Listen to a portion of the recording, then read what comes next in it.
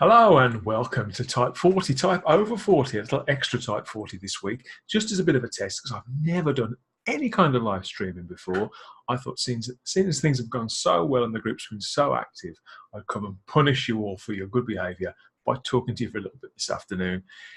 Scanning through the wall, so much to say. I mean, firstly, I've noticed that Stephen Thorne has just died. Stephen Thorne, obviously, he's huge contribution during a few short years of Doctor Who's history in the 70s, playing Azal and then playing Omega and Eldrad in Doctor Who. Three big baddies, big in every sense of the word. He's died at 84 years of age, a long, active life and career. Very sad to hear he's passed away, though, so rest in peace, Stephen.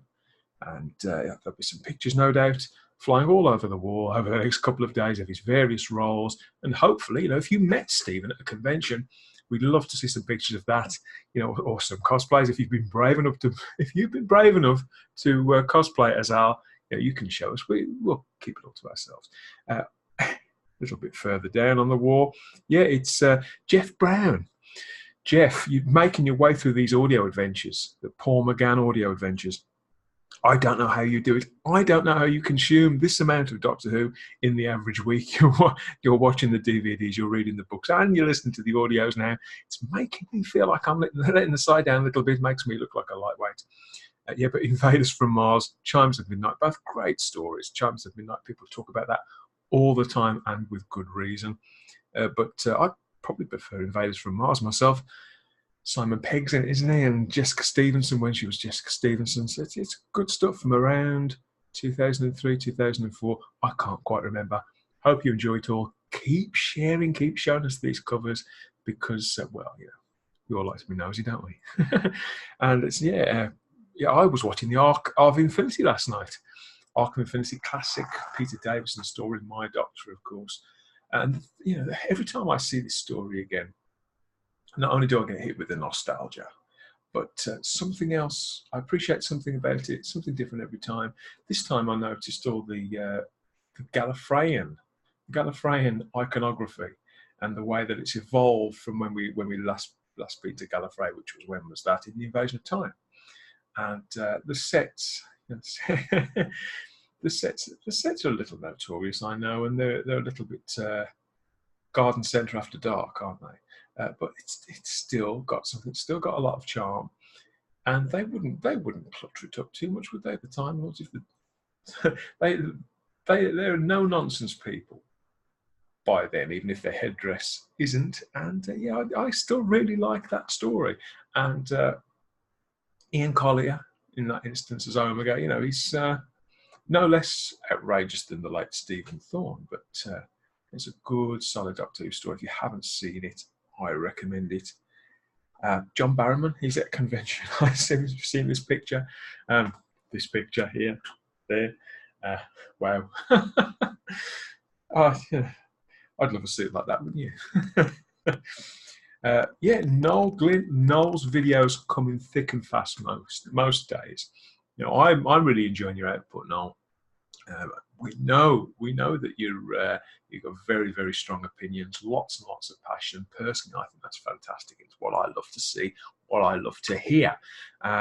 Peter Capaldi, the ratings question that you come up with, it's a fair question. I've added my 2 pennies worth. I hope other people join in because it's not a simple topic by any stretch of the imagination. Ratings. Doctor Who fans are still obsessed with ratings. We probably have been for the last 35 years. But there is a question there. There's nothing any of us can do about it now. We're all watching the ratings. We're all thinking about where it's going to go in the future and what it could mean for Doctor Who. There are a lot of apologists out there, but the fact is ratings have been better, and the profile of Doctor Who itself has been better. So keep them coming, Noel. Lots of people are really interested in your insight, what you've got to say, and anything that comes from your source. Obviously, well done with the Judoon stuff earlier in the week. I was fascinated by that. I just keep scratching. What else? More of Jeff Brown's reading list. Good God, and all this stuff that stretches out, and that enormous mug. If you saw the enormous mug they're selling at the gadget shop, I mean, it really is. I don't know. I don't know what you would put in this mug. It looks more like a flag and the sort of thing they pass around at a medieval banquet, maybe. Which you don't, maybe there's a market for that, a medieval banquet, Doctor Who style. Who knows? Maybe we're missing out. Don't tell the BBC. I'm sure they'll market it somehow. Kyle sharing all the other fabulous stuff from the Fandom Podcast Network. If you haven't caught these shows, they're great to stream or download even in the background while you're doing the washing up or while you're shouting at the kids or whatever. But Culture Clash every single week, pretty much. Kevin and Kyle going through all the latest pop culture. Kevin's a huge John Wick fan, so there are spoilers on these shows, but I can't recommend them highly enough. A great listen consistently every time. And lastly, I've got to mention Adam O'Brien. I recorded a podcast earlier in the week with Adam O'Brien. Just about recovered.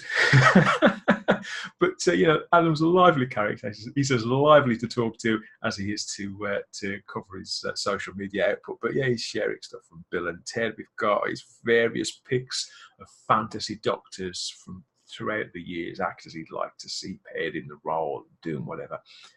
People love it, Adam. Please keep it coming. We're so happy to have you with us. Casual or hardcore Doctor Who fan. No gatekeeping in Type 40. It's wide open to anybody and everybody. And for more of this kind of talk, for everything outside the TARDIS, come and find us in the Spacebook. There's me. There's several other people you'll know from the Type 40 group and the Marvel Cinematic Universe. We've got Game of Thrones. We've got Cobra Kai, we've got all that sort of stuff over there. So come and find us, come and have a chat. What else? And that about covers it. Oh no, all the filming this week on Doctor Who. Yeah, there's a few pictures from all of that. That's the reason. That's the only reason we know that Judoon were in it. If they could have kept it off the streets and kept it out of the papers, we would still be none the wiser. You can guarantee.